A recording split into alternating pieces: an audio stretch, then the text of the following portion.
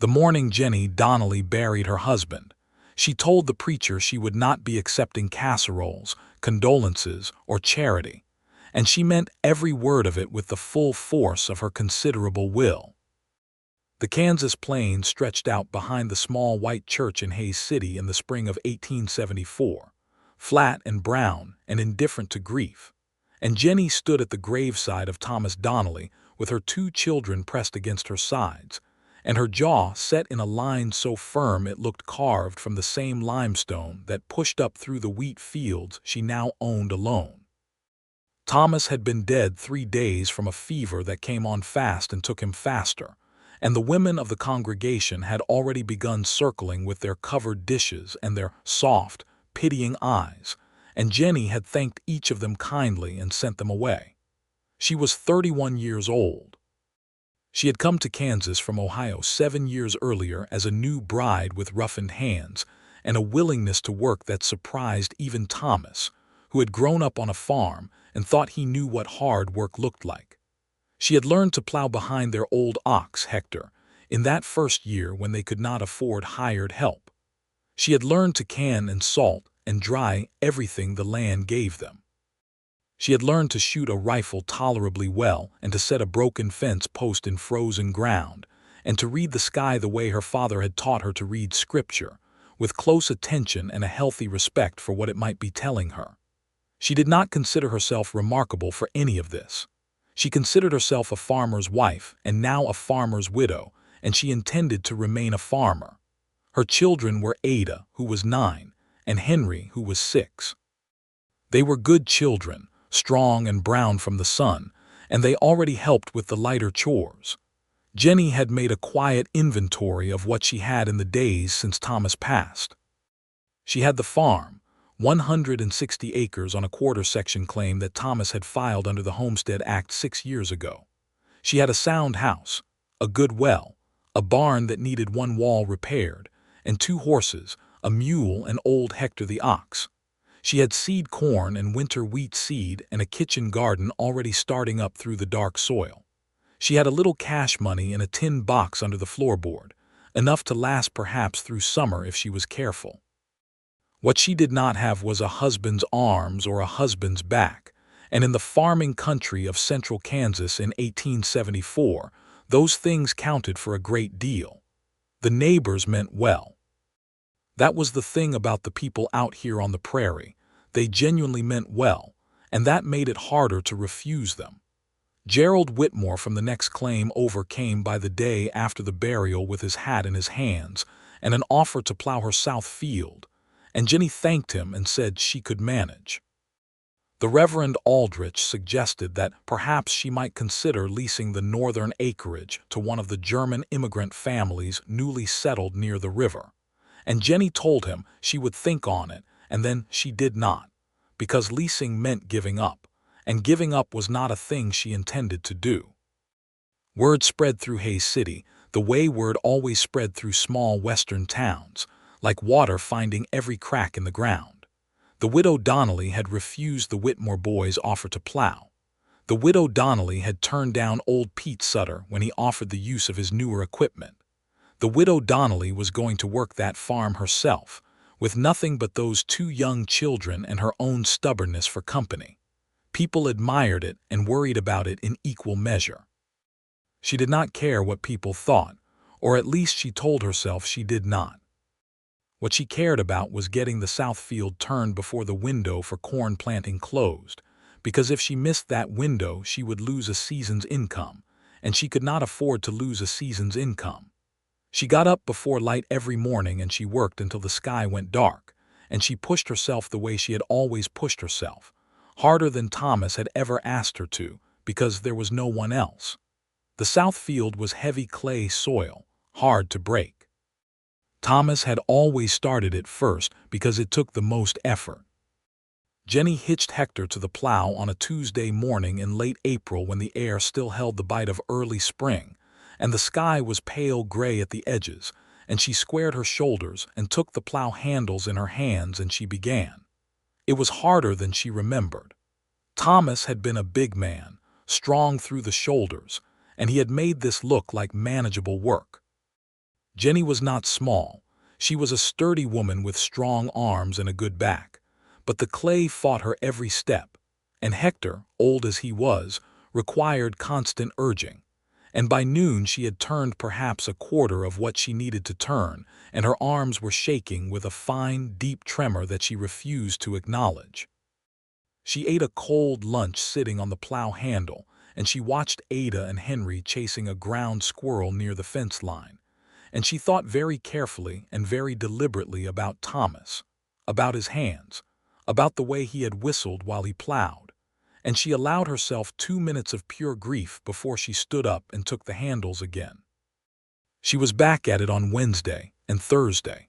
On Friday it rained, a hard driving rain that turned the clay to soup and made plowing impossible, and Jennie used the day to repair the barn wall and to haul water and to go over her accounts again in the small ledger book she kept on the kitchen shelf.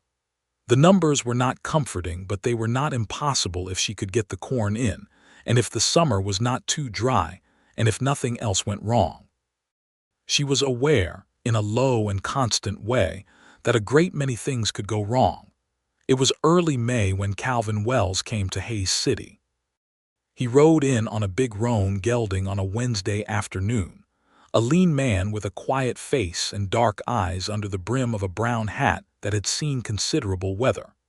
He was 34 years old, a cattleman by trade who had driven longhorns up from Texas on 2 Kishom Trail drives, and who had saved enough money from those years of dust and discomfort to want something different now. He had heard there was land available in Ellis County, good land, and he had come to look at it with the intention of starting a small cattle operation, 100 head perhaps, something modest and his own. He had no particular intention of becoming involved in anyone else's life. Calvin checked into the one hotel in Hays City, a 2-story frame building with a bar on the ground floor and 8 rooms above, and he went to the land office to look at available claims.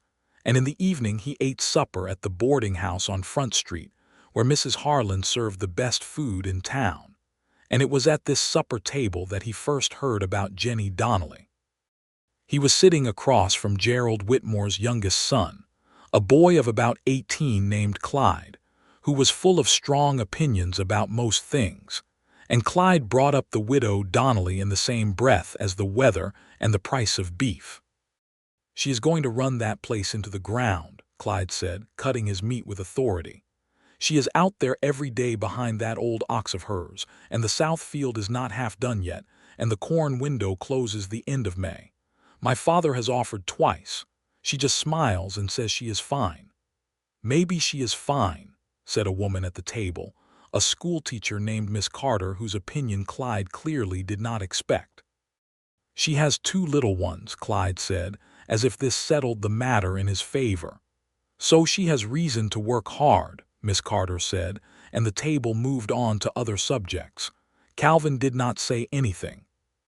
He filed the information away in the back of his mind the way he filed most things, without particular intent to use it, and he finished his supper and went up to his room.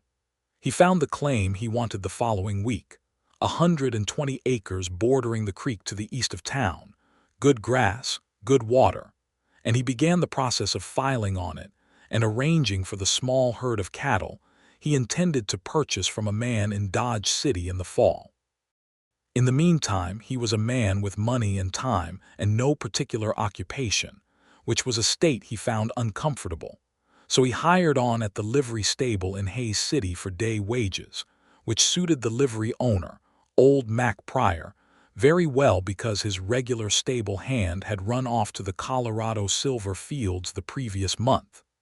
It was at the livery that Calvin first actually saw Jennie Donnelly. She came in on a Friday afternoon in the 2nd week of May, leading one of her horses, a gray mare named Pearl, who had thrown a shoe and was walking tender on her right front hoof. Jennie was wearing work clothes, a brown skirt and a dark shirt with the sleeves rolled to the elbow, and a wide-brimmed hat that had a small tear in the crown. She had a smudge of field dirt on her jaw, and her hair was pulled back under the hat, and her expression was that of a woman with too many problems and not enough hours in the day. Calvin was sweeping out a stall when she came in. He watched her from the shadows without meaning to. She spoke to old Mac directly, telling him what had happened with the shoe and asking how long it would take and whether she could leave Pearl and walk back to the farm that afternoon and pick her up tomorrow. Mac said he could have the shoe on by morning.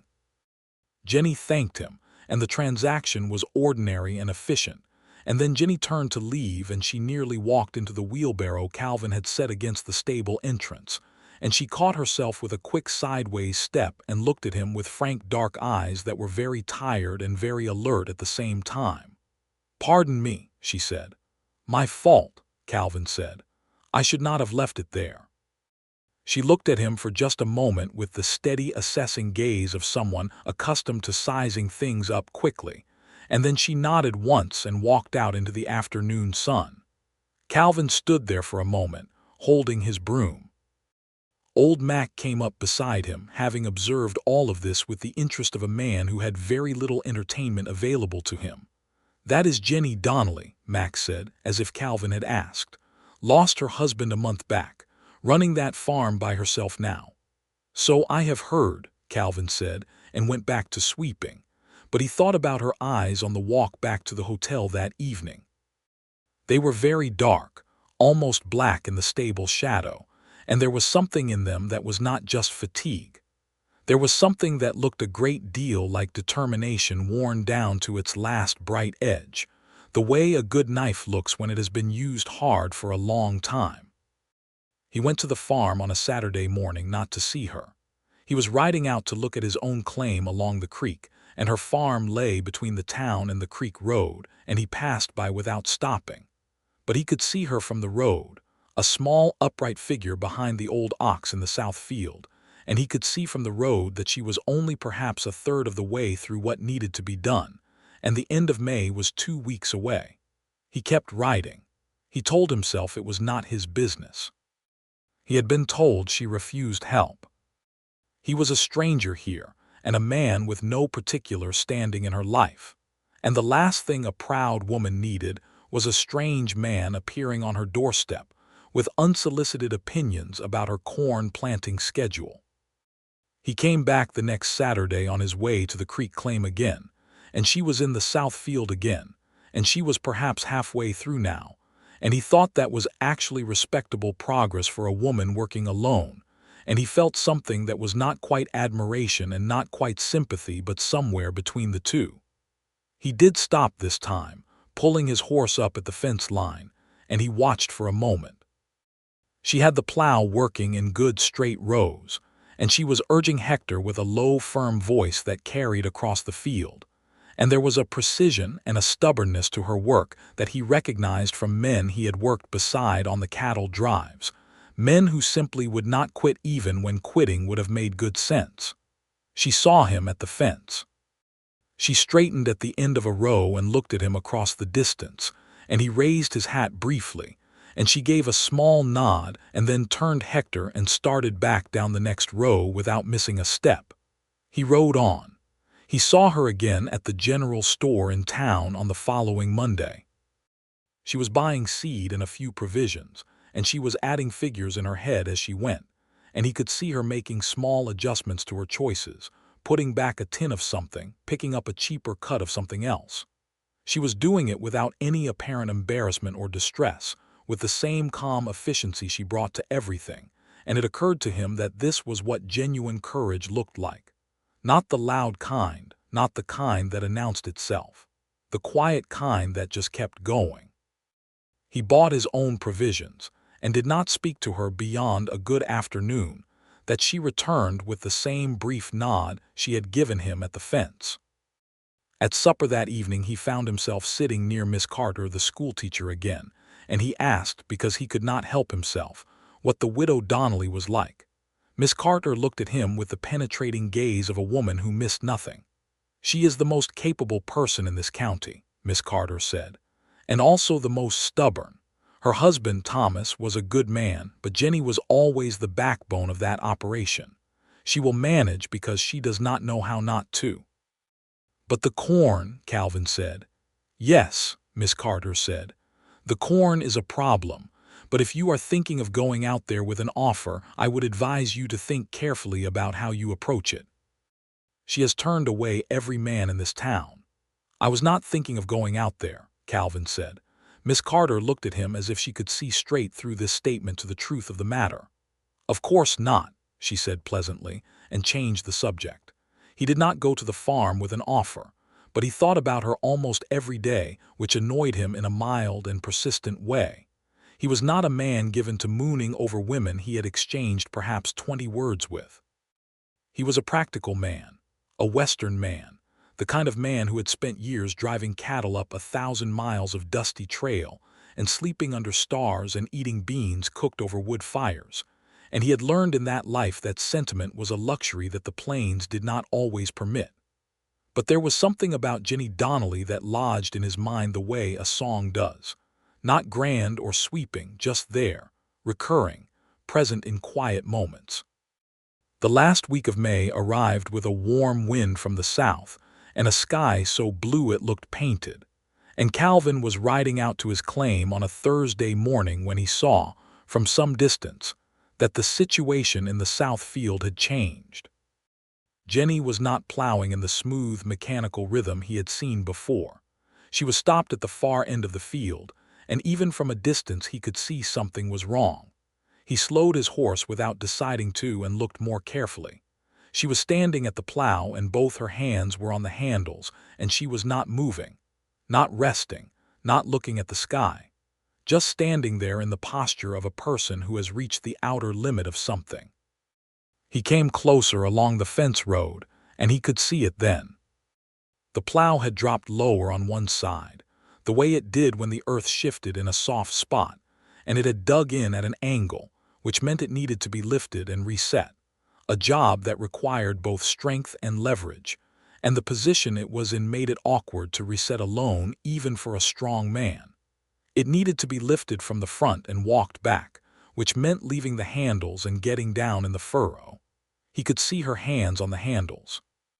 She was gripping the handles so hard he could see it even from the fence road, and she was not asking for help.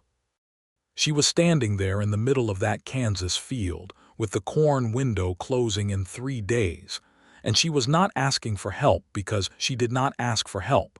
That was who she was, and the plow was stuck. He had his hand on the fence post before he knew he had decided anything.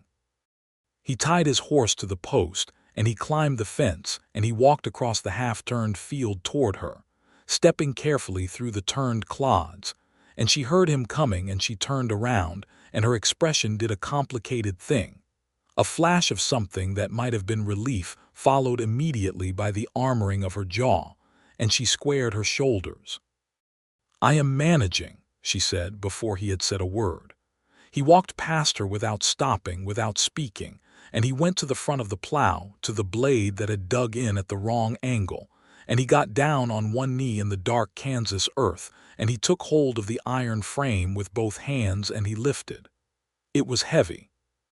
He felt it in his back and his legs, and he understood in that moment exactly what she had been trying to do and why she had not been able to do it. Because there was a precise angle of leverage required, and it was nearly beyond what one person could manage from the back. From the front it was possible but not easy, and he got the plow cleared from its dig and he walked it back 2 steps and he set it down properly, and he stood up and he looked at her. She was staring at him. He said nothing. He turned and walked back through the turned earth toward the fence, and he was nearly there when she spoke. "You did not ask," she said. "No," he said. He picked up his hat from where it had fallen when he knelt down. He climbed the fence. "Why not?" she said. He looked back at her across the fence. She was standing next to the reset plow with her hands at her sides, and her expression was no longer armored. It was something more open than that, something more surprised, as if she had expected him to want something from this, to have an agenda, to use the moment for leverage of his own. "Because you would have said no," he said, "and you needed it done." He untied his horse and he rode on toward the creek claim. He thought as he rode that he had probably made things awkward. He had inserted himself into a situation she had made very clear she wanted no help with, and he had done it without permission, and she had every right to be angry. He prepared himself for the possibility that she would tell him to stay off her land. He was not prepared for what actually happened. She appeared at the livery stable that afternoon at the end of the day, just before Calvin finished his shift with old Mac. She was cleaner than she had been in the field. She had changed the work shirt for a better one and brushed the dirt from her skirt, and she walked into the stable with the deliberate step of a woman who had thought carefully about what she intended to say. "Thank you," she said, "for this morning." Calvin set down the bucket he was holding. "You are welcome." "I want you to know," she said, "that I am not in the habit of needing assistance." "I know that," he said. "It was a stuck plow. It could happen to anyone." She looked at him with those very dark, very direct eyes. "Most people around here see it differently. Most people see a widow farm and think it is a problem to be solved on their behalf." "I am not from around here," Calvin said. Something small and careful shifted in her expression. "No," she said. "You are the man from the livery who is buying the creek claim." "Calvin Wells," he said. "Jennie Donnelly," she said, though of course he knew that. They regarded each other for a moment in the dusty light of the late afternoon stable, and it was one of those moments that has a particular quality to it, a stillness that both parties are aware of without being able to name exactly what it means. "I have a pot of beans on tonight," she said, "and cornbread, if you wanted to eat a meal that was not at Mrs. Harlan's boarding house." He knew what this was and what it was not. It was not an invitation born of romantic intent.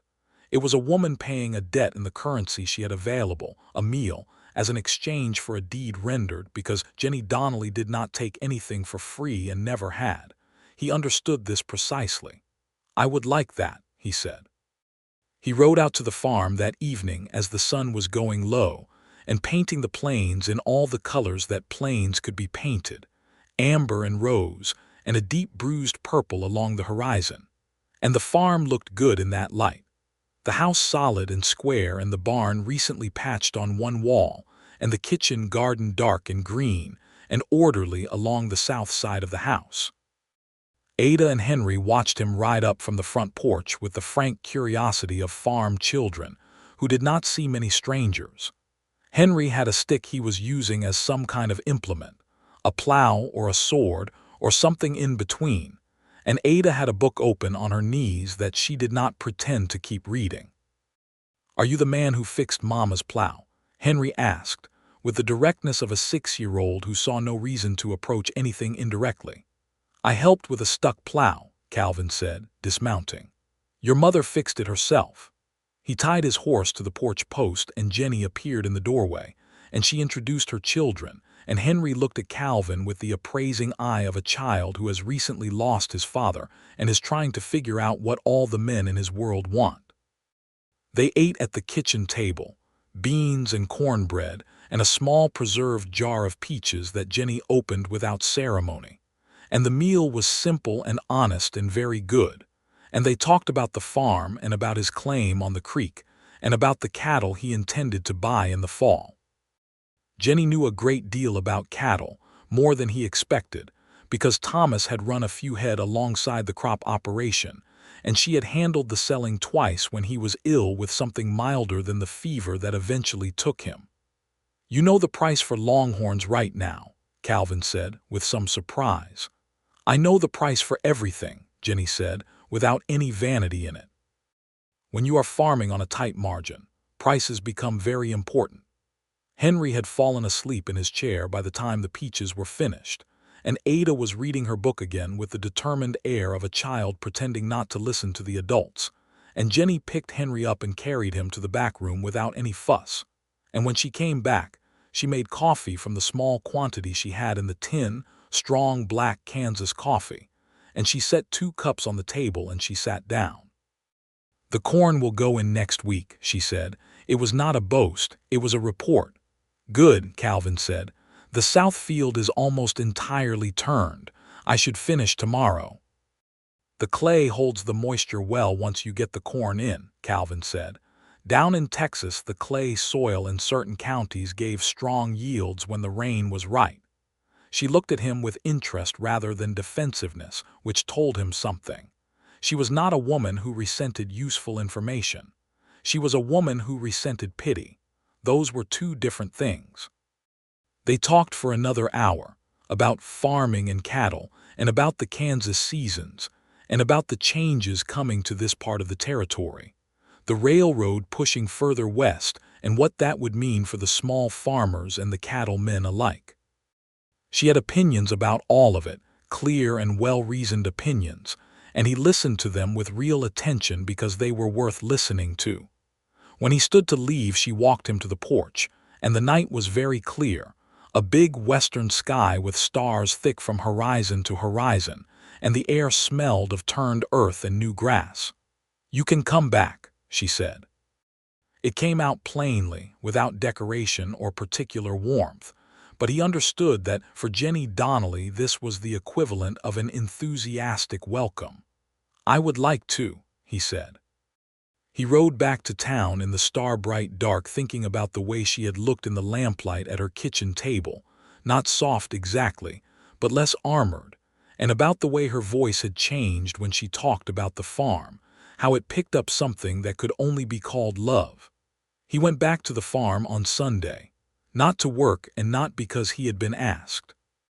He went because Ada had mentioned that Henry had been talking about building a rabbit hutch and needed some help figuring out the design, and he knew enough about simple carpentry to be useful, and it was as good a reason as any. He told himself this honestly. Henry received him with enormous enthusiasm and an armload of rough boards he had been collecting from behind the barn. They spent 2 hours in the afternoon sun with a hammer and some nails and a saw, building a very creditable rabbit hutch while Ada held boards and offered opinions, and Jennie worked in the kitchen garden 20 feet away. She glanced over at them occasionally with an expression that was carefully neutral, but that had something warm running under it. The way water runs under ice in early spring, present and moving even when you cannot see it directly. At one point, Henry hit his thumb with the hammer and let out a holler that would have done credit to a much larger person, and Calvin looked at his thumb and confirmed it was not broken, and told him a story about the time he had smashed 2 fingers on a cattle drive, trying to fix a wagon axle, and Henry listened with wide eyes and entirely forgot about his thumb. "That is a useful skill," Jennie said quietly, close behind him, because she had come up during the story without him hearing, which told him she moved quietly and paid attention to more than she showed. "Distraction," he said. "Exactly," she said, and her mouth curved, just barely, the beginning of a smile that she did not quite let arrive, and he thought it might be one of the most interesting things he had seen in some time. He came back the following Sunday and the one after that. Each time there was some practical reason, or he manufactured one easily enough, because farms always need something and he had broad skills from years of working with his hands. He replaced 2 rotted fence posts along the east pasture.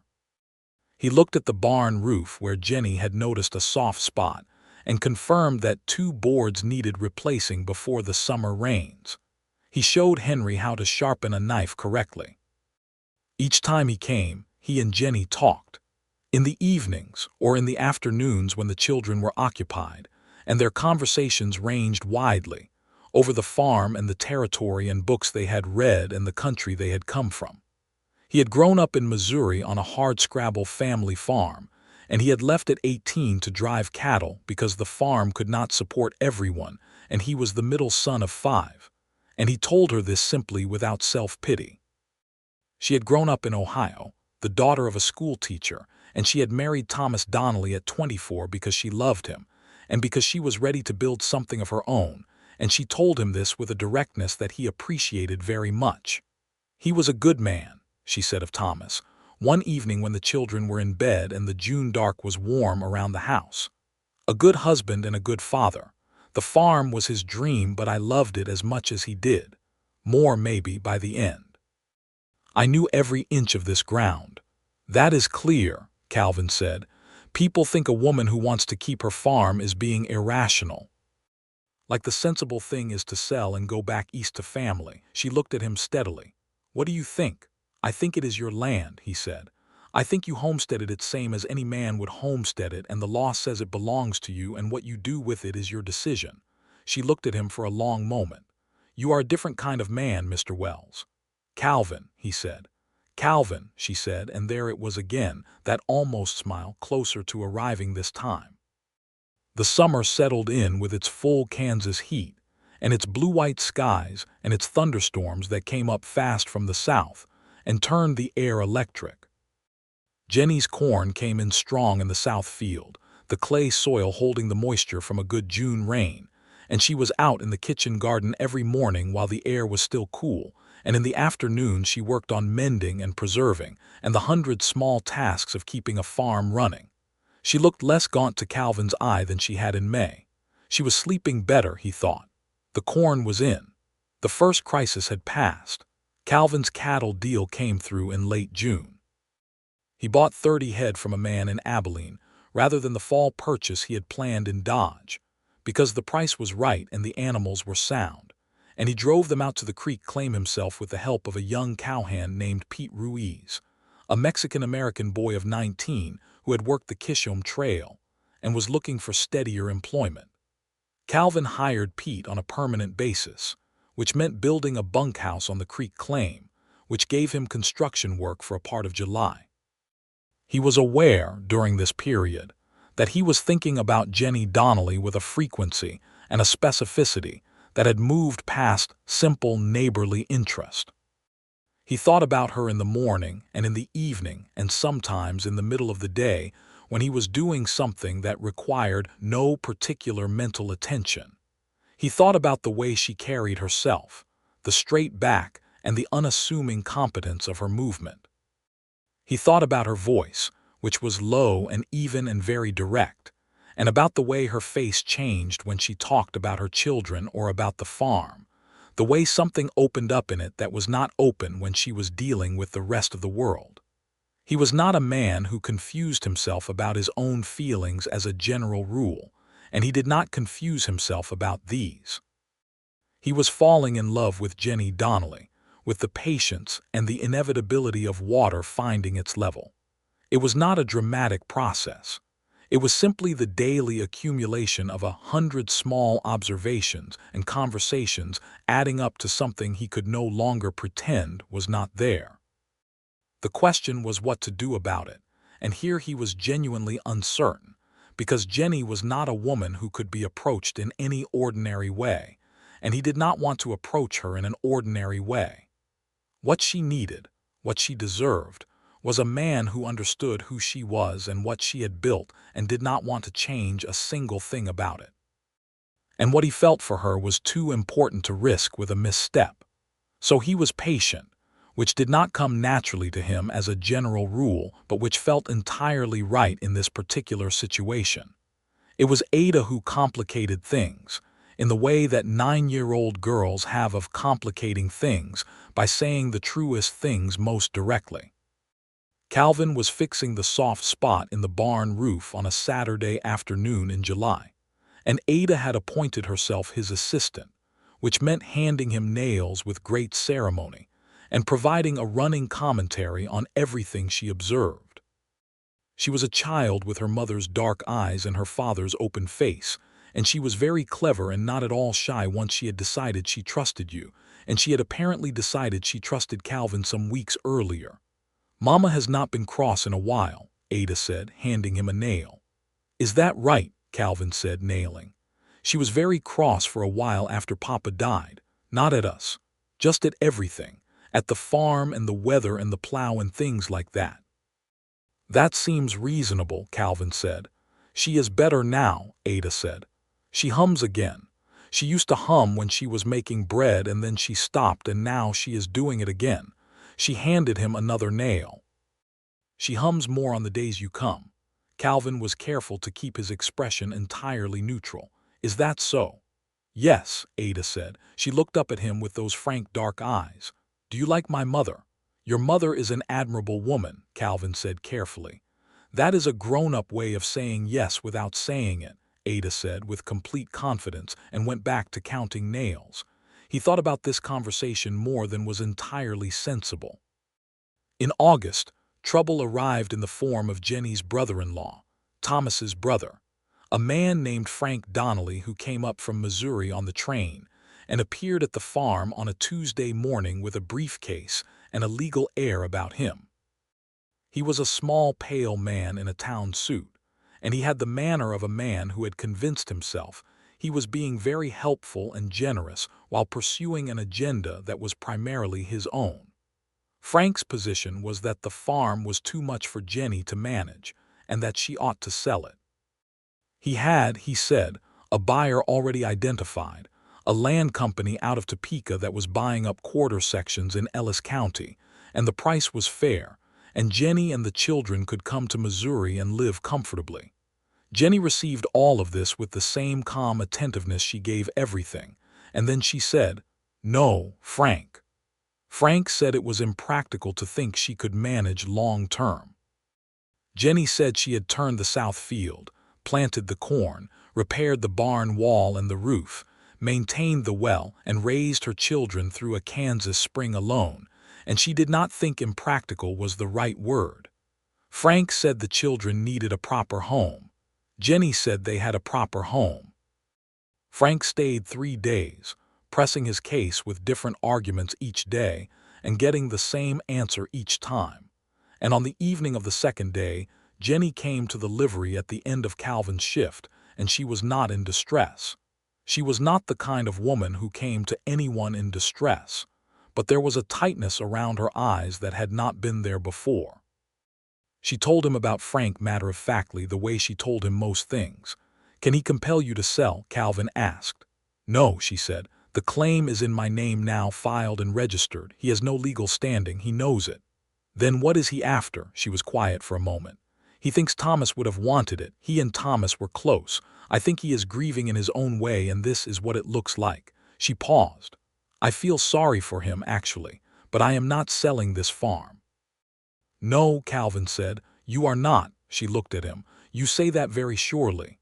"I am very sure," he said. She was quiet again, but the tightness around her eyes had eased somewhat. "Thank you," she said, "for understanding." Frank left on Thursday, having extracted no commitment except Jennie's promise to write if she needed anything. And Jennie wrote it and meant it and filed it honestly in the part of her mind that managed obligations to other people. And then she went back to her farm. September arrived and the corn was ready and the harvest was good, better than Calvin had expected for a first year without additional labor. Jennie had enlisted the help of Ada and Henry for what they could do, and Gerald Whitmore's wife came over 2 days and helped with some of the hand work along the rows, which Jennie accepted because Mary Whitmore was a friend and not a charity dispenser. The harvest took the better part of 2 weeks, and at the end of it, Jennie had more corn in the crib than she had had last year, and the numbers in the ledger book looked better than they had looked since March. On the evening the last of the corn went in the crib, Jennie stood in the doorway of the barn and looked at the crib and at the fields, gold and tattered now in the September evening. And Calvin was there, because he had helped with the final afternoon's work, hauling ears while Pete Ruiz drove the wagon, and Pete had driven back to the creek claim, and now it was just the two of them in the barn doorway with the September dark coming in from the east. She was tired in a way that was different from the exhausted brittleness of April and May. This was a satisfied tiredness, an earned tiredness, the tiredness of a thing accomplished. "You did it," Calvin said. "We did it," she said. "You and Pete helped today. For 2 hours on the last day," he said. "You did the rest." She looked out at the field for a long moment and then she said, quietly and without any drama to it, "I was not sure in May that I could." I did not let myself think that thought directly because it was not useful, but it was there. He understood what it cost her to say this. He said, "Most people would not have been sure. Most people would have sold." "I'm not most people," she said. "No," he said, "you are not." She turned and looked at him then in the barn doorway, and the fading September light was on her face, and she looked very directly at him the way she always looked at things directly, and she said, "What do you want, Calvin Wells?" It was so direct it made him catch his breath, but then this was Jennie and direct was what she was. "From you," he said. "From any of this," she said. You have been coming here every week for 4 months. You have helped with the roof and the fence and the hutch and Henry's thumb and God knows what else. And you are a man who could be doing other things. I could, he said.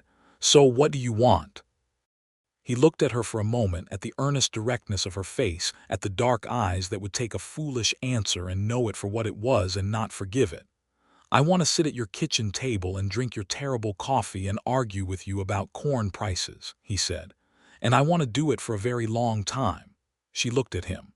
And anything else that you were willing to give, he said. But that part is not a requirement. The coffee is a requirement. Her face did the complicated thing it sometimes did. The thing where several different emotions moved through it in quick succession before she allowed one to arrive.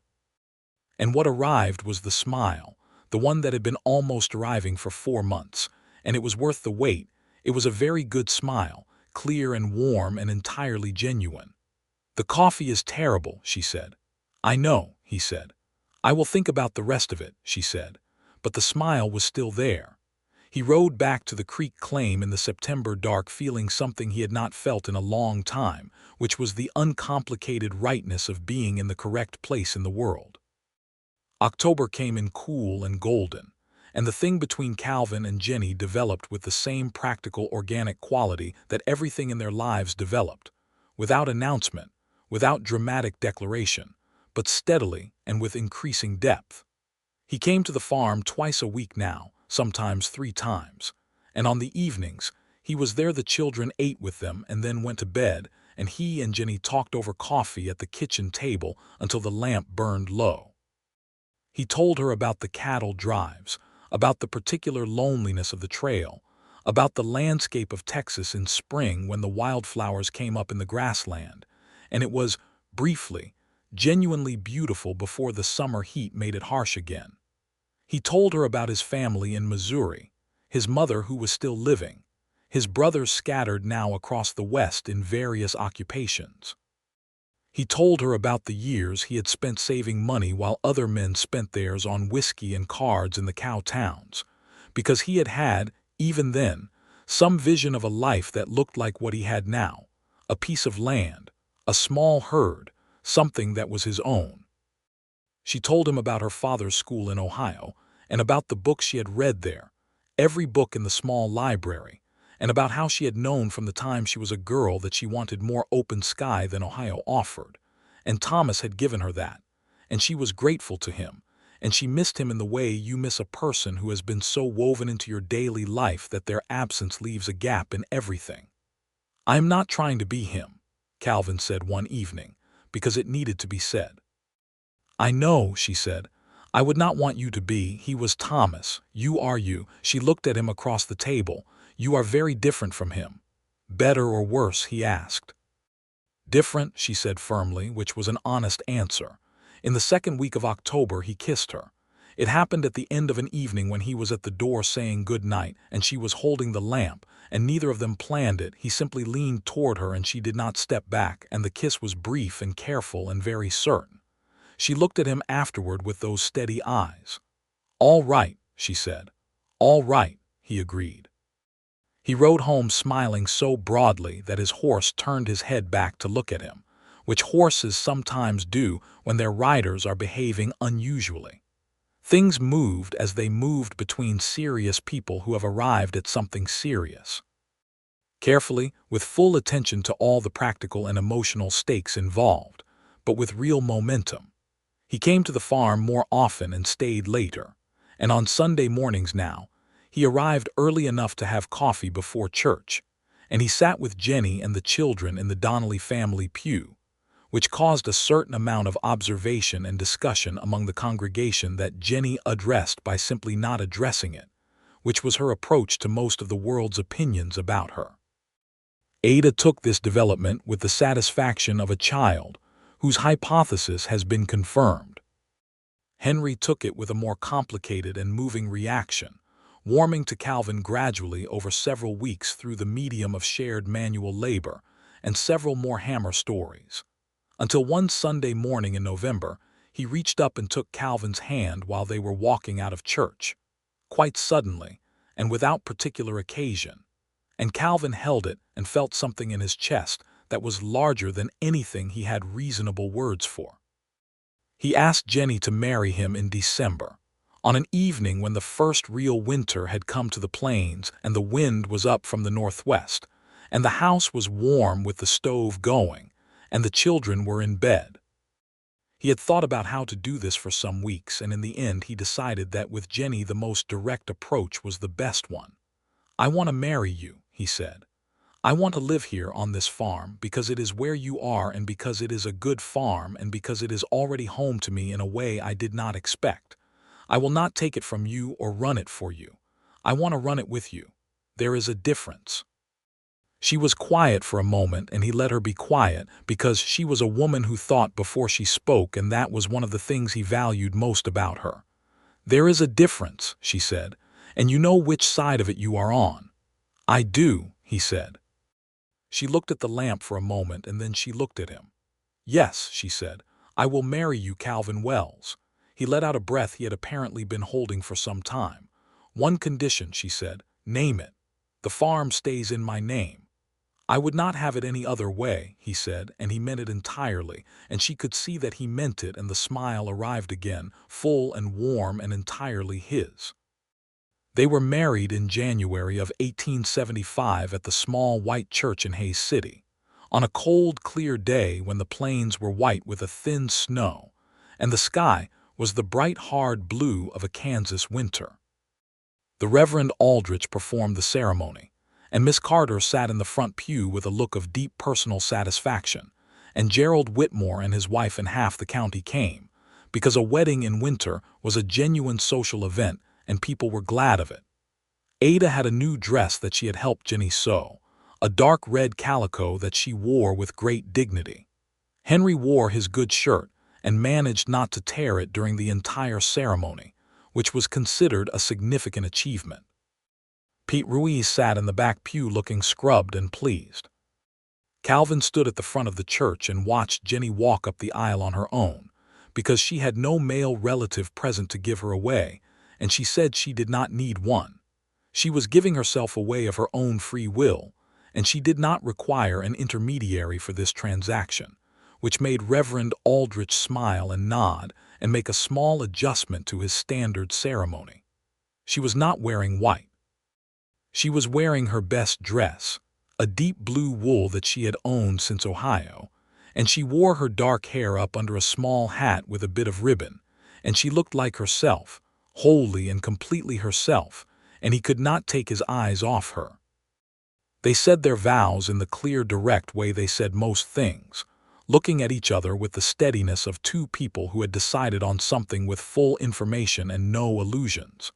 And when it was done, Jennie smiled at him, and he held her hands, and the congregation clapped, and Henry yelled something enthusiastic that was probably a word of congratulation. They celebrated at the boarding house, where Mrs. Harlan had prepared a proper wedding supper with more food than anyone needed, and a cake that Ada regarded with enormous reverence. Calvin's mother had sent a letter that was read aloud by Miss Carter, because she could not make the trip from Missouri but wanted her presence felt, and it was a warm and honest letter that made Jennie fold it carefully and put it in her dress pocket.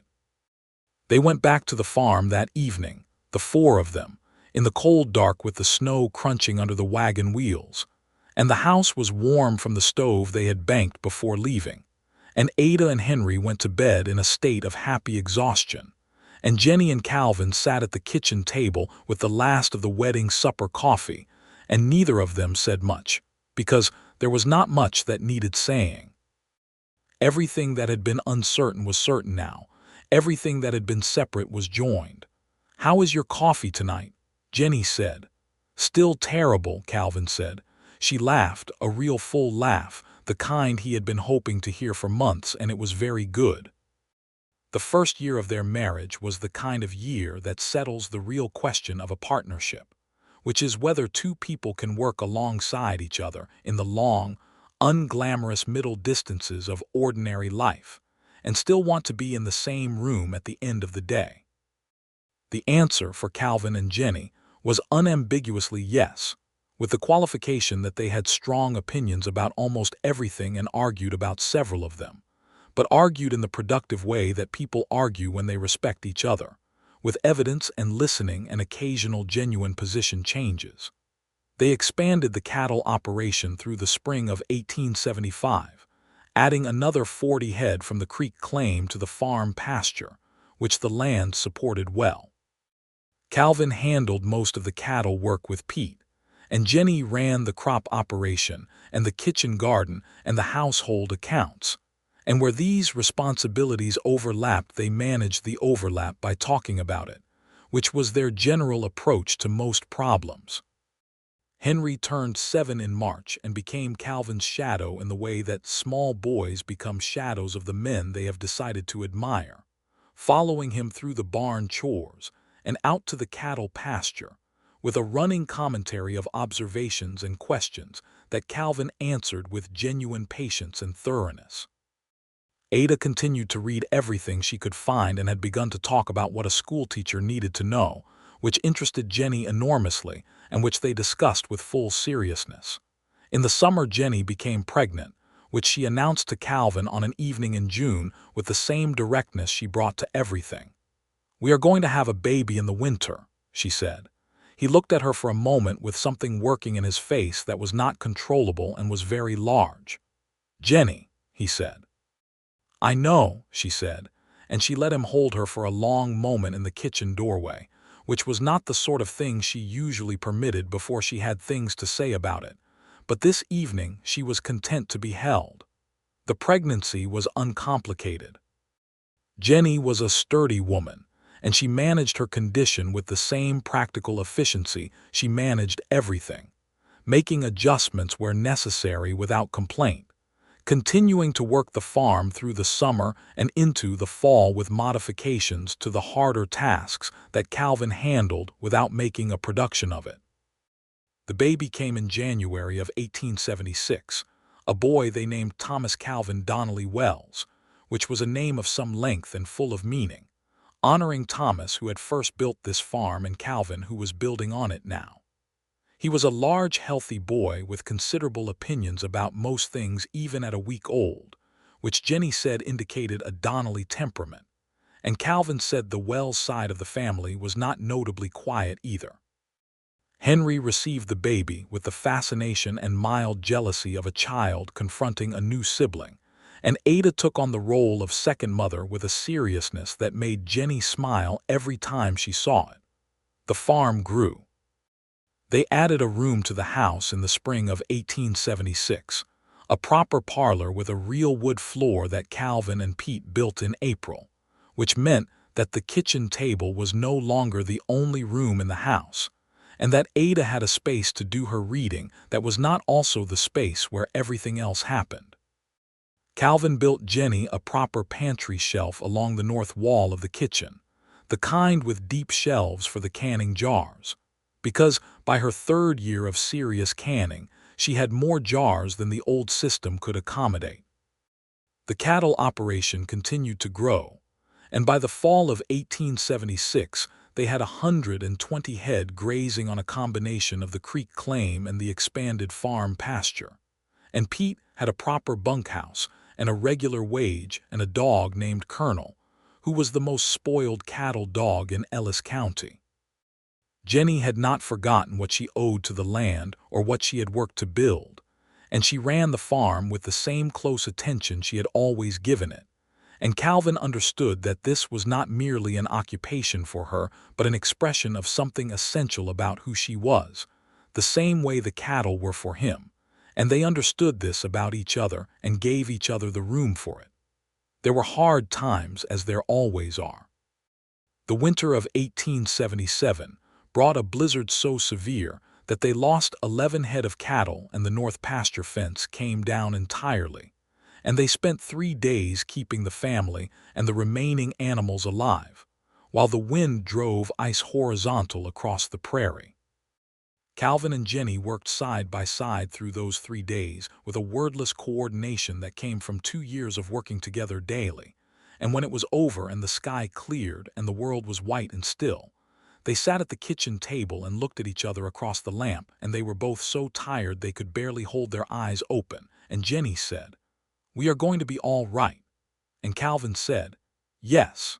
And they went to bed and slept 12 hours and got up and started rebuilding. They were all right. They rebuilt the fence in March. They replaced the lost cattle through a purchase from a ranch in the southern part of the county, and sold enough of the corn surplus from the summer to cover the cost. Jennie became pregnant again in the fall of 1877. This time it was a girl, born in June of 1878, with black hair like Jennie's and Calvin's dark eyes, and they named her Frances, after Calvin's mother's maiden name.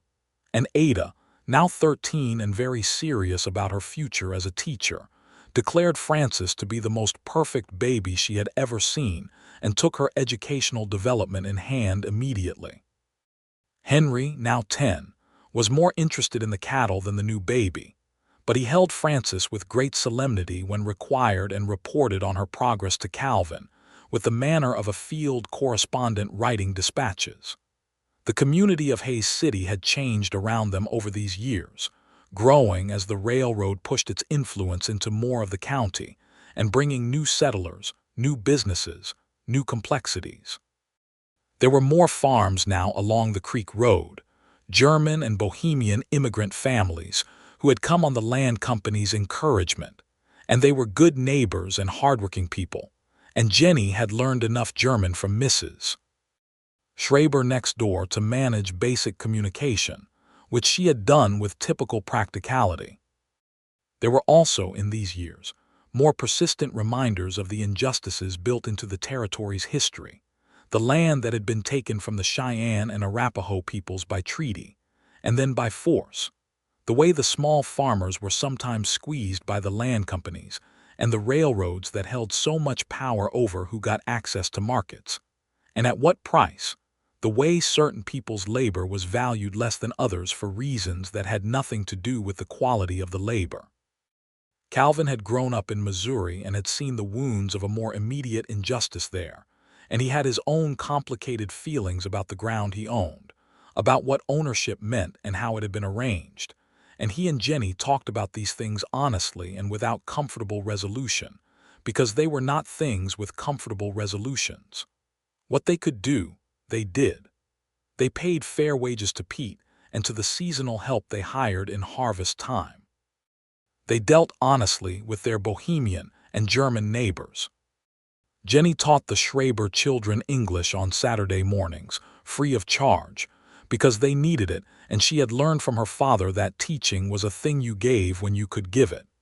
In 1879, Henry, now 11, asked if he could help Calvin with the cattle for a full season instead of going to school. Calvin looked at him seriously and asked him why, and Henry said that he wanted to learn everything about running a cattle operation, because he thought he might want to do it on his own land someday. Calvin told him that was a reasonable ambition, and that he supported it entirely, and that the best way to achieve it was to stay in school and learn to read figures well enough to keep accounts, because a man who could not keep his own accounts was working for whoever could. Henry went back to school. Ada, at 14, was already helping Miss Carter at the schoolhouse on Fridays, and Miss Carter told Jennie that Ada was the most natural teacher she had seen in 20 years of education. Jennie took this with enormous quiet pride and wrote to her own father in Ohio to tell him, because her father, the schoolteacher, would want to know. Little Thomas, now 3, was everywhere and into everything, with the boundless energy of a toddler on a farm where there was always something new to investigate. He had discovered the cattle and was deeply interested in them. He had also discovered Colonel the cattle dog, and the feeling was entirely mutual, so that on most days Thomas and Colonel could be found together investigating the barn, or the creek bank, or the kitchen garden in a state of collaborative inquiry. Frances, at 1 year old, had the serene look of a child who was entirely satisfied with her situation, which Jennie said was because she had so many people attending to her that she had no complaints to register. Calvin looked at his family sometimes, in the evenings when they were all gathered in the parlor, Ada reading, Henry sharpening something or working on something with his hands, Thomas asleep in the corner chair with Colonel's head on his lap, Francis in Jennie's arms, and the lamp throwing its warm light over all of it. And he felt something that a younger version of himself, the one driving Longhorns north through the Texas dust, could not have fully imagined. Not just contentment. Something more specific than contentment. The feeling of a life that had arrived exactly where it was supposed to arrive. He told Jennie this one evening when the children were all in bed and they were at the kitchen table with the last of the evening coffee. "I spent a long time thinking I was a man without a particular place," he said, "moving to where the work was, not unhappy about it, just moving. And now," she said, "now I am here," he said. "This is the place." She looked at him across the table with the direct, dark eyes that had looked at him across this same table for 4 years now. "You fixed a stuck plow," she said, "and ruined my perfectly good argument that I did not need anyone." "I did not ask if I could," he said. "No," she said, "you did not." "Was that all right?" She was quiet for a moment. "It was the exact right thing," she said. "I was not ready to ask. I was not ready to let anyone in, but I needed it done and you did it, and that was the difference." She looked at her coffee cup. "You saw what was needed and you did it, and you did not make it mean anything I had not asked it to mean. You just fixed the plow." "The plow needed fixing," he said. "Most things do," she said, "if someone is patient enough to wait until the right moment." He reached across the table and took her hand, and she turned her hand and held his. And they sat there in the kitchen in the quiet of the house and the quiet of the plains outside, and it was a very good quiet. The spring of 1880 brought a development that neither of them had anticipated, though perhaps they should have. Calvin's younger brother, James Wells, arrived from Missouri with a letter from their mother saying she was not well, and James was not suited to farming, and could Calvin suggest something. James was 28, practical, and possessed of a good back and a willingness to learn, and Calvin hired him to help with the expanded cattle operation and settled him in the bunkhouse alongside Pete Ruiz. James had not met many women like Jennie, which was a thing Calvin watched him realize over the first month of his employment. James was accustomed to women of a certain variety, the staying home, soft-spoken, deferring variety, and Jennie was not that variety. And the first few times she corrected his handling of the cattle accounts with clean efficiency, he had a bewildered look that Calvin found privately entertaining. "Your wife knows more about cattle prices than most men I have worked for," James told Calvin, in a tone that was partly admiring and partly still processing. "She knows more about most things than most people," Calvin said. "Get used to it." James got used to it. By the end of summer, he was clearly relieved to have Jennie available to go over the accounts, and he and Pete had developed the particular friendship of two young men of different backgrounds who had discovered they agreed about most important things, which included horses and cards, and the relative merits of different cattle breeds. Calvin's mother came to visit in September of 1880, the trip she had not been able to make for the wedding. She was a small, tough woman from Missouri with white hair and quick gray eyes, and she arrived on the afternoon train with a trunk and a carpet bag and an expression of keen assessment. She looked at the farm and the house and the children with the systematic gaze of someone forming conclusions, and she said very little for the first day except "thank you for this," and "that is very nice," and "how interesting." On the second morning she found Jennie in the kitchen garden before breakfast, as she often was, and she joined her there. And Calvin, passing the window from the kitchen, saw the two of them working together among the fall vegetables, talking with the ease of women who have recognized each other as the same kind.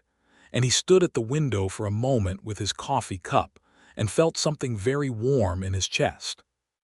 His mother came in to breakfast and said to Calvin, "You chose well." "I know," he said. "She chose well too," his mother said, with a pointed fairness that Calvin appreciated very much. Frances said her first full sentence in October of 1880 at 2.5 years old. The sentence was directed at Colonel the cattle dog who had taken a piece of her bread, and it was, "Colonel, you give that back," delivered with considerable authority, and Ada and Henry both burst out laughing, and Jennie looked at her daughter with an expression that was equal parts delight and recognition. "She is yours," Calvin told Jennie. "She is entirely yours," Jennie said. "Look at those eyes." The eyes in question were currently fixed on Colonel with implacable determination. Colonel gave back the bread. Henry, 12 now, had become genuinely useful with the cattle, the kind of useful that came from real attention and natural affinity rather than just labor, and Calvin had begun teaching him the fuller economics of the operation, how to evaluate a steer's market readiness, how to calculate shipping costs to the Abilene market against expected prices, when to hold, and when to sell. Henry absorbed all of this with the focus of a child whose ambitions have found their object, and Calvin thought, watching him work with the herd on an October afternoon, that he would be a very capable cattleman by the time he was old enough to run an operation of his own. The 1880 harvest was the best they had had. The corn had done well, a good balance of heat and rain through the summer, and the cattle prices were strong, and Jennie's ledger book at the end of the season showed numbers that Thomas Donnelly in his best year could not have matched. She went over the numbers at the kitchen table one evening and showed them to Calvin with the quiet satisfaction of a woman looking at evidence of something she had been certain was possible when no one else was. "This farm," she said. "This farm," he agreed. "I almost lost it," she said, "in those first months, not because of money. I had enough money if I was careful. I almost lost it to the thought that maybe they were right, maybe I could not do it." "But you did not," he said. "Because of a stuck plow," she said. "You were already doing it," he said. "The plow was just a moment." She shook her head. "It was the right moment.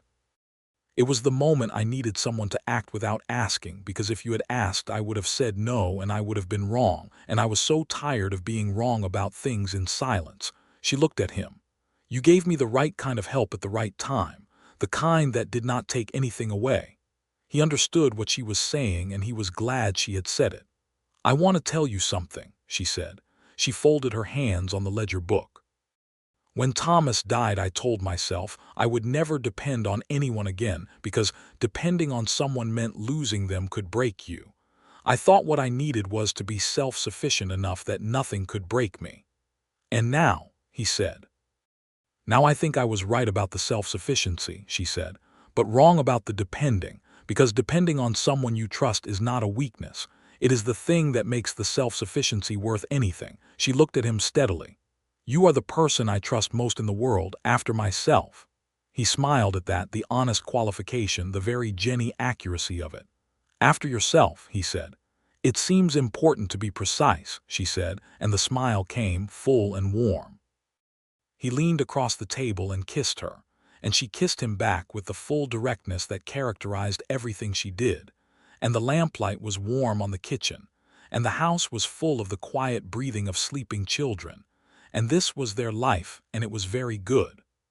The following years brought what years always bring, a mixture of the ordinary and the remarkable in proportions that only become clear in retrospect.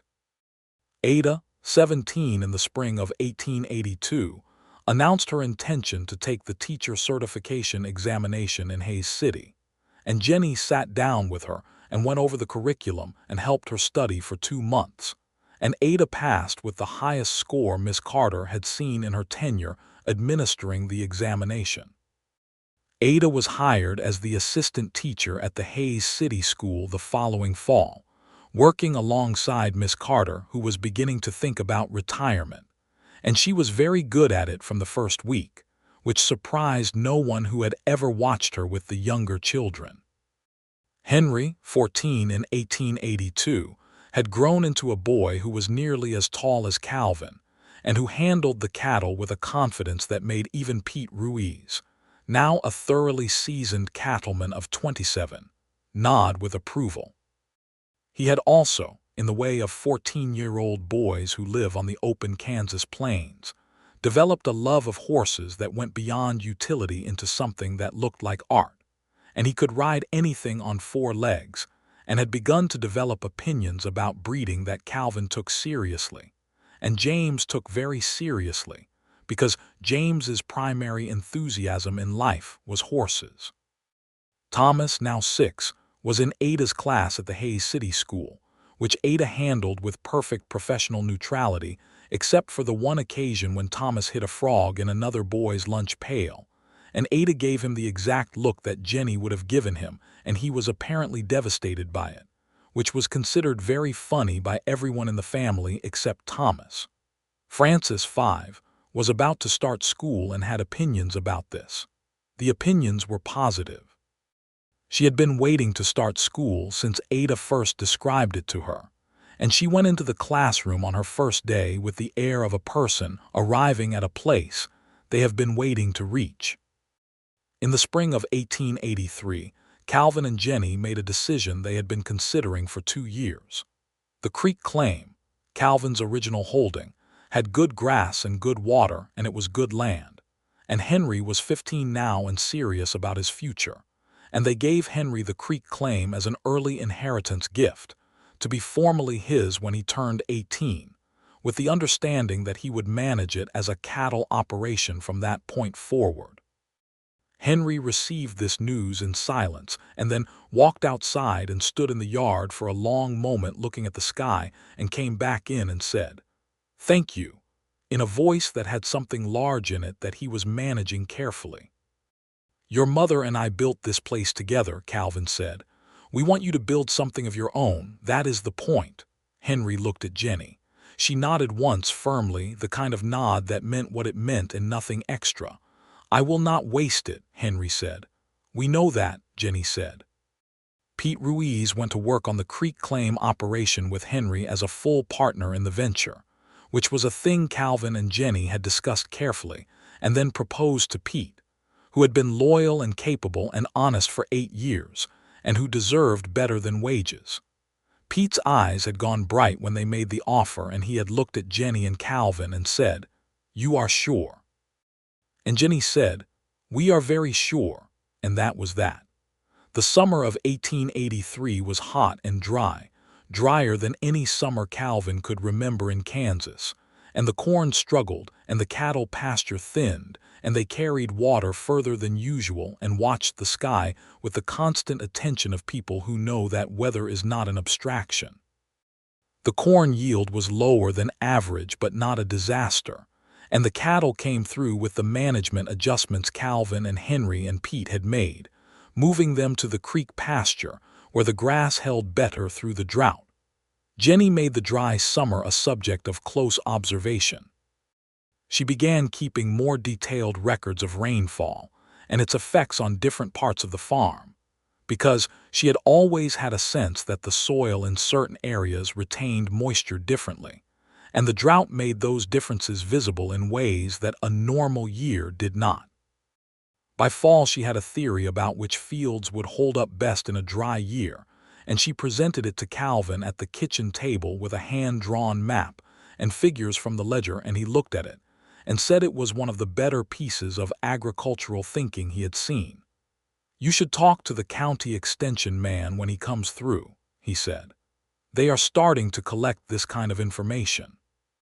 "I have already written to him," she said. He looked at her. "2 weeks ago," she said. "He is coming in November." The county extension representative came and spent a full afternoon with Jennie going over her maps and figures, and left with copies of everything and a look of impressed attention that he was clearly not accustomed to having to deploy when visiting farms in Ellis County. He wrote her a letter in December thanking her for the most detailed drought analysis he had received from a private farmer, which she read at the kitchen table and then filed in the small box where she kept important papers. Calvin caught her eye after she put the letter away. She looked entirely as if she had not just received a letter complimenting her on analysis that men with formal agricultural educations would have been proud of. "Good letter," he said. "Useful information," she said. "That is the point. If the next drought year comes, we will be better prepared." He shook his head with a slow smile. "You are remarkable," he said. "I am practical," she said. "Remarkably practical," he said. the smile arrived. It was never less effective for being familiar. Frances learned to read at 5 with the speed and appetite of a child who has been waiting for this specific capability. And by the time she was 6, she was reading Ada's old books with a focus that sometimes needed to be interrupted at mealtimes. Thomas was a steady, social boy who was liked by everyone and good at most things without being extraordinary at any of them yet, which Jennie said was fine because there was no requirement to be extraordinary, and Thomas had qualities of temperament that were worth more than most specific skills. In 1885, Ada, 20 years old, met a young man named Robert Crane who had come to Hays City to establish a law practice. He was a serious, decent young man from Illinois who had the good sense to recognize Ada's quality immediately and the better sense to pursue it carefully over the course of a year. And Ada, who had her mother's directness and her mother's clear eyes, assessed him thoroughly and declared him satisfactory, which was high praise from Ada Donnelly. Jennie watched this courtship with the particular attention of a mother who has been through enough to know what to look for, and what she saw reassured her. Robert treated Ada as an intelligent equal, which was the fundamental requirement. He was not intimidated by her capabilities, which was the secondary requirement. He had a good face, honest and steady, and his eyes when they were on Ada had the look of a man who understood what he had found. Calvin sat on the porch with Robert one evening while Ada and Jennie were inside, and they talked about the law and about Kansas and about farming, and afterward Jennie asked him what he thought. "Good man," Calvin said. "He knows what he wants and why he wants it, clear thinking." "That is enough for you," Jennie said. "He looks at your daughter the way I look at you," Calvin said. "That is enough for me." Jennie was quiet for a moment. "All right," she said. Ada and Robert were engaged in the spring of 1886 and married in July. A summer wedding at the Hays City Church that was considerably larger and more decorated than Jennie and Calvin's January wedding had been, because Ada had always had a quiet appreciation for occasions being appropriate to themselves, and a summer wedding was appropriate to flowers. The ceremony was joyful, and the reception was long, and by the end of it Henry, now 18, had danced with several girls from the county, and Thomas, 11, had eaten 2 full slices of wedding cake and was philosophical about the consequences. Calvin and Jennie sat together in the early evening after most of the guests had gone, while Ada and Robert received the last farewells and watched their family and neighbors in the warm July dusk. "Ada," Jennie said softly, watching her daughter's bright face. "She is happy," Calvin said. "She is," Jennie agreed. "I spent years being afraid to let anyone be too important to me, in case I lost them." She leaned lightly against his shoulder. "I do not know how to stop loving people. I have tried." "No, you have not," he said. "No," she agreed. "I have not." Henry turned 18 in the spring of 1886 and formally took ownership of the Creek claim, and he and Pete established their cattle operation with the kind of organized seriousness that made Calvin quietly proud and entirely confident in the outcome. Henry was not flashy. He was thorough, patient, and good with both cattle and men, which were the main requirements for the business he was in. Pete Ruiz had become, in the 10-plus years since he had come to work for Calvin, as much a part of the family's extended world as any blood relation. His cattle knowledge was exceptional, and his care for the animals was genuine. And when he told Calvin one evening in the fall of 1886 that he was planning to write to his family in Texas because there was a girl there he had not stopped thinking about in 3 years, Calvin told him he should stop waiting and write the letter, and Pete wrote it. And by the following spring Maria Ruiz had come up from San Antonio, and she and Pete were married at the small Catholic church outside of Hays City. And she was a warm and funny woman who made Pete happy in a visible and daily way. And the Ruiz household on the Creek claim became another node in the web of people and places that constituted the world Calvin and Jennie had built. In 1888, Jennie became pregnant again, which at 45 surprised her and Calvin and delighted the children in degrees proportional to their ages and perspectives. Thomas was 13, and received the news with the complex social awareness of a boy of that age. Frances was 10 and was thrilled. Ada, 23 and now pregnant herself with her first child with Robert, found it both amusing and charming that she and her mother would be expecting in the same year. The baby was born in the winter of 1888, a healthy boy they named Edward, and Ada's baby was born 6 weeks later, a girl named Clara. And for a period of several months Jennie's kitchen had 2 babies in it simultaneously, which was chaotic and warm and funny, and required considerable organizational capacity that Jennie applied without difficulty. She was 45 years old with a new baby and a farm and a grown daughter with a baby of her own, and she managed all of it with the same economy of energy and clarity of priority that she had always managed everything. Calvin, at 48, worked the farm and the extended cattle operation with a little more deliberateness than in his 30s, but no less effectiveness. And they were both people who had used their bodies well for many years and had the healthy solidity that comes from genuine physical work done in open air over a long life. One evening in the late spring of 1889, when Edward was a few months old and sleeping in the cradle by the fire and Frances was doing her homework at the kitchen table, and the house was quiet with the specific warm quiet of a house full of people, and yet peaceful, Calvin looked across at Jennie, who was mending something with the swift, sure movements of a woman who had mended 10,000 things, and he thought about the morning in the south field, 15 years ago, when he had climbed the fence without permission and lifted a stuck plow. He had not known then what he was lifting. He had known there was a stuck plow and a woman who needed it done. He had not known about Ada's reading or Henry's cattle or Thomas's frog or Frances's opinions about Colonel's manners. He had not known about the kitchen table and the terrible coffee and the conversations that had been the best conversations of his life.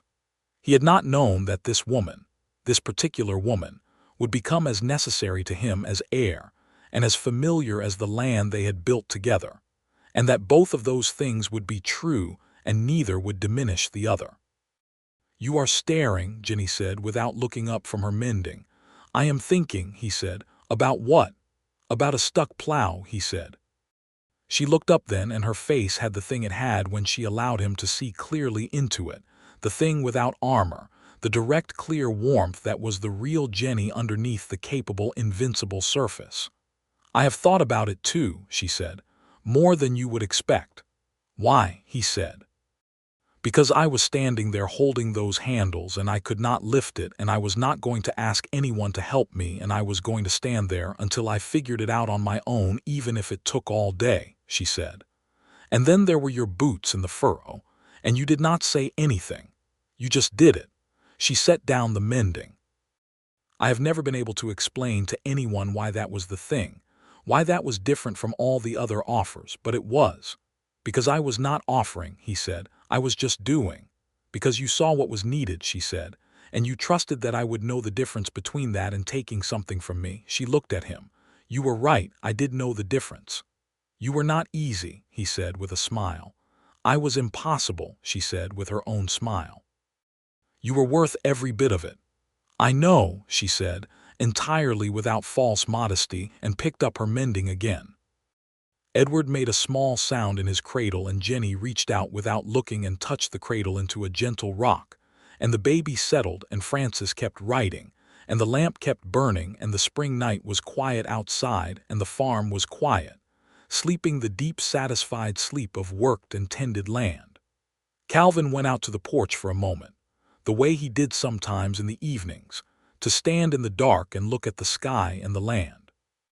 The Kansas plains ran out to every horizon, flat and immense and full of stars, and the creek road was a white line in the moonlight, and somewhere out there on the creek claim, Henry and Pete were probably going over the seasons planning at their own table, and Ada and Robert were in their house in town with little Clara, and James was still in his bunkhouse on the north end of the property where he had built himself a proper life. And all of this, had come from a woman who would not be helped and a man who had helped her anyway, and from what had grown in the space that created between them.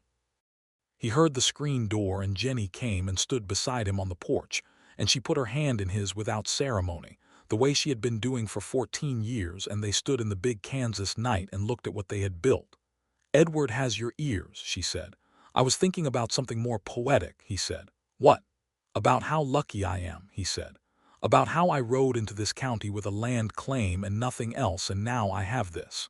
"You worked for it," she said. "We both worked for it." "We did," he said.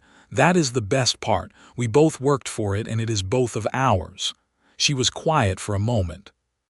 "This farm," she said, and there was in her voice the thing that had always been there when she talked about the farm, the deep particular love for this exact ground, this exact sky.